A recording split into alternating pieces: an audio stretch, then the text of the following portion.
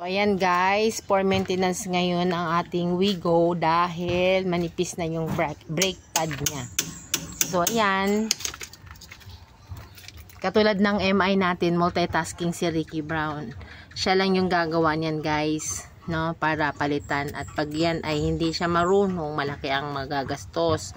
Mai-stress ang meses. Pero ayan, bumili lang kami nitong bagong brake pad na kung saan ay ikakabit niya dyan para magiging safe ang travel ng mga meses. Ang ating paghanap buhay ay magiging safety tayo sa daan. So katulad ng ating MI, si Ricky Brown ay multitasking din. So ayan naman. So hindi na natin kailangan magbayad ng mekaniko para gawin yan. So sa simula't simula guys, siya talagang gumagawa niyan. Para sa ganon ay manatiling nasa mabuting kondisyon si Wigo. Okay? So ayan guys, ay mamaya ay maayos na yan, kaya bukas makakagora na naman ng meses.